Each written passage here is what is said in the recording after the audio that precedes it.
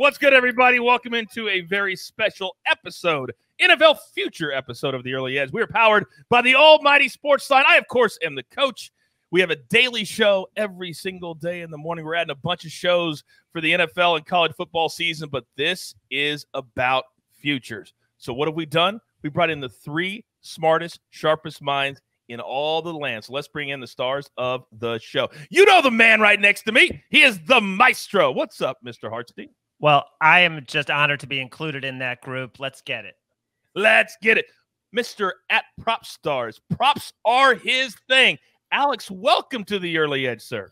Thank you, Coach. Stoked to be here. Oh, I can tell. You're very, very now, nobody can be more stoic than my guy, the #1 handicapper at SportsLine. I put him in a bubble from February to August, and when he comes out, he's locked and loaded. RJ White, what's up, man? I'm glad I can finally breathe again now that you let me out of that. You need to put some air holes in it next time. And you know, Coach, it's been a couple years since RJ cashed in the Super Contest, and I just think it's kind of been building. It's been a couple years since his 2 huge cashes, so I think it's going to be a pretty awesome year. I have a feeling, too. There's nobody that knows more about NFL than this guy right here, and you guys are all amazing. So this episode, we're focusing on the AFC South. Last year, the COVID season, only 2 teams, Tennessee and Indy, had double-digit wins, 11 for each. Philip Rivers, he's gone. He's coaching high school in Alabama. And Tennessee, they look like they're going to be a pretty good team. So let's start with season win totals. And RJ, I know you've got a couple that you really love. Give them to me. Yeah, we're going to skip those 2 teams first. We're going to go down to the Jaguars. I like them under 6 wins at +120. I got this a few weeks ago at 6.5. I still like it at 6 wins with plus money. Urban Meyer has looked out of his depth. Like, it seems like all the decision he makes, people are on Twitter just bemoaning him and what is he doing with a lot of these things. So I don't have a good feeling about this team. The defense might be the worst in the league. Josh Allen is their best player. He was a highly talented player coming out of Kentucky. He had just 2.5 sacks in 2020. So it's not like he's making a huge impact. And Trevor Lawrence is the golden child. He comes in, everybody expects him to turn this franchise around, and he might be great, but expecting him to win 7 games in his rookie year with this roster, this offensive line, this terrible defense, a coach that might not know what he's doing, that's asking a ton for me. So I like under 6 wins. The only thing that could mess that up to me is if the Colts just keep on falling apart and they become easier to play for the Jaguars, because I'm not even sure the Jaguars beat the Texans in week 1. That's where I am with the Jaguars at this point. So speaking of the Colts seem to be the bad luck injury team this year. I was going to be on their over. I did like their over, but if they hit their ceiling, I think they're still capable of winning the division if Wentz stays healthy. But they kind of feel like the 2020 Eagles. Just injuries keep on happening and they keep falling apart. So I like Titans going over 9.5 wins at -105. Tannehill's a sneaky good quarterback. He might even be elite. We can have that discussion, but he has maybe the best 1-2 punch in football at receiver as well in AJ Brown and Julio Jones. Plus, obviously, the elite running back of Derrick Henry, who leads the league in rushing and just seems impossible to tackle at all times. So even if the defense is bad again, I think the offense will get this team to 10 wins if they reach their potential. And it's there to lose. So I know these guys are going to talk that up, but I think we're getting a better price here than division odds, just in case the Colts reach their ceiling and things start to turn around for the Colts. I think Titans are still going to get to 10 wins easy. So -105, great price for us. Let me ask you this, and I hate to put you on the spot, but how much in your handicapping and doing all your research during the summer did that extra game play into what you figured? Well, I typically like to go with the unders in these bets anyway, just because the market is tilted toward the overs. People like betting overs, so they throw a few more wins in the market than are actually possible to hit. So I'm always looking unders anyway. Now, when you look at this 17-game schedule, the AFC gets the 17th game at home while the NFC goes on the road. So I'm a little more okay betting these overs for these AFC teams than I would be on FC teams that I'm kind of on the fence on. So Titans, if this was one that you're on the fence, I think having that extra game at home helps. Being in a bad division helps. Whereas if you take a similar team and you're on the fence in the NFC, you probably are looking to the under or staying away. Did you hear that nugget? Everybody watching at home, pay attention. Little nuggets matter. Little nuggets matter. All right, let's turn our attention now to team props. And the Titans, they're a sexy pick for a lot of different reasons, but especially on this preview show, future show. Prop Stars, let's start with you. What do you got? Yeah, so I've got the Titans to make the playoffs at -150. I agree with a lot of the points that RJ made. Regarding Ryan Tannehill, I think he's quietly blossomed into an elite quarterback. He combined for 40 touchdowns last year, which was pretty amazing. They also play in the softest division in the NFL, which is a huge advantage, getting to play the Jaguars and the Texans and the Colts 2 times each. They made a giant splash in the offseason by acquiring Julio Jones, who I think, to bookend A.J. Brown, makes for one of the better wide receiver tandems in the league. And I just think there's not a lot of competition, and the Titans are a great explosive offense who, in my opinion, should have a pretty easy path to making the playoffs.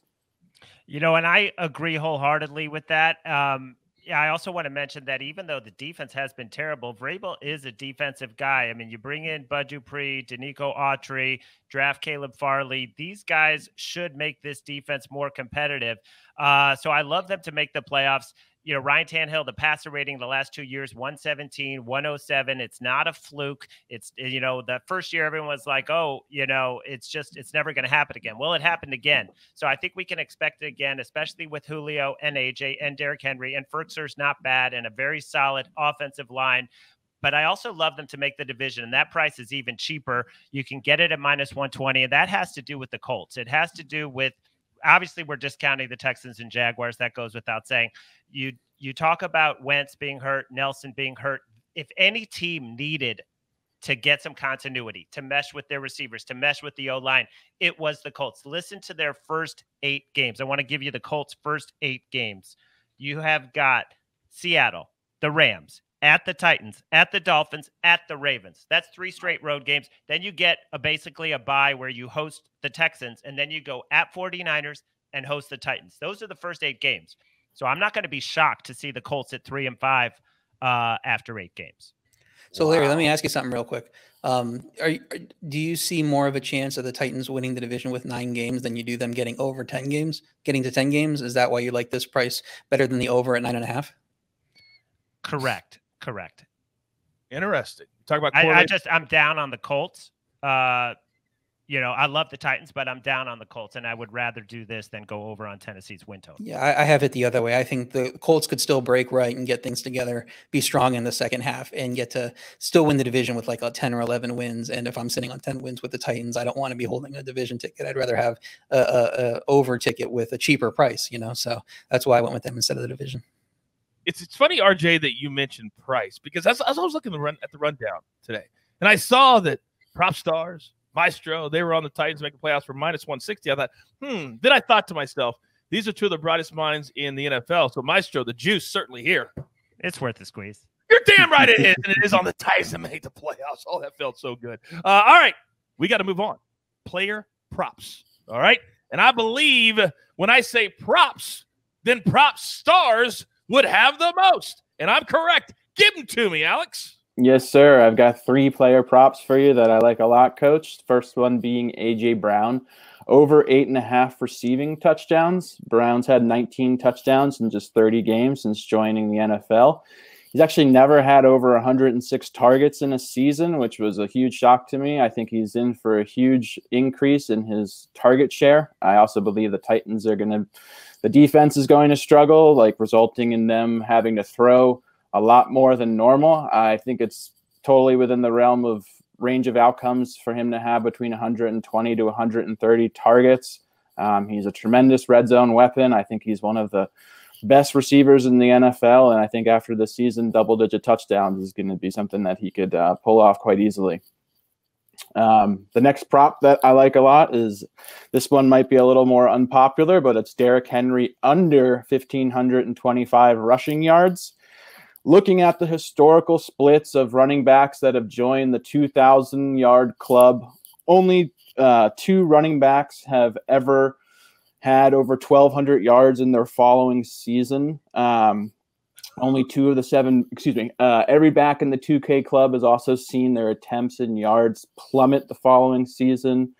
No running back has ever had over 1,500 yards coming off of a 2,000-yard season. So, just all the historical splits are really working against Henry having a big year following his monstrous 2,000-yard season. So I think it's going to be really tough for him to replicate his 2020 season. And finally, the last prop that I like is Jonathan Taylor finishing with the most rushing yards in the NFL at plus 1,200.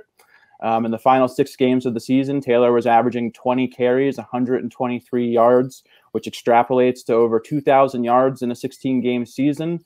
The Colts also have one of the best offensive lines in the NFL.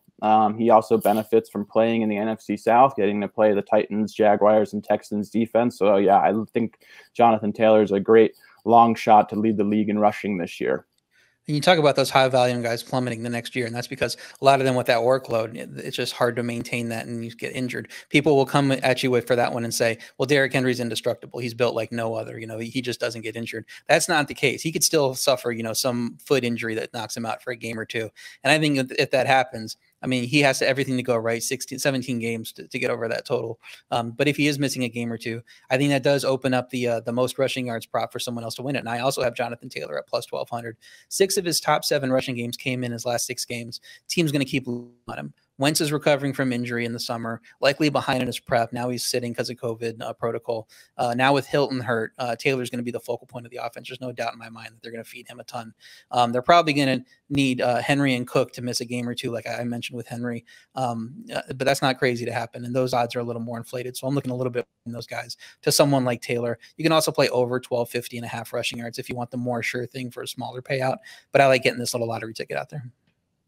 Amazing. A couple of things that stood out to me before we get to the recap about the AFC South is that Houston is such a mess. They're willing to leave Deshaun Watson on the 53-man roster and literally just give a guy away and play with 52 every week. I've never heard of a team doing that before. Never heard of it. It's crazy. The other thing, and plays into some of what you guys are talking about, AJ with the Titans has been so complimentary of Julio Jones and learning from him. I don't think there's an ego issue here at all. I think they want to work together, which is going to help a lot of these props and totals that we're talking about. I think it's been amazing to watch what he has said about Julio Jones during the preseason. I've loved it. All right, we're up against it. Grab your paper, grab your pencil. Here is the recap, and it looks glorious. Prop Stars is on the Titans to make the playoffs, minus 160. Juice is worth the squeeze there. A.J. Brown over 8.5 receiving touchdowns. Important receiving touchdowns. Derrick Henry under 1,525 rushing yards. And then the NFL rushing yards lead. A little bit of a long shot here. Jonathan Taylor plus 1,200. RJ, Titans over 9.5 wins. Jaguars under 6 wins. And then he agrees with that long shot, Jonathan Taylor plus 1,200. Then the Maestro bringing up our anchor, Titans to win the division, and then Titans to make the playoffs as well. Of course, if they win the division, they will indeed make the playoffs regardless of their record. All right. That'll do it on the AFC South. Get your plays in as soon as you watch this, because my guys move the market. And these numbers, I guarantee you, they will change. So with that said, you've got your marching orders. Let's take all of these tickets straight to the pay window. For the Maestro, for RJ, for Prop Stars, love having him here on the show, and for the jeweler who puts it all together here at the brand, I am the coach. We're here every single day, every single sport. It's called The Early Edge. Good luck.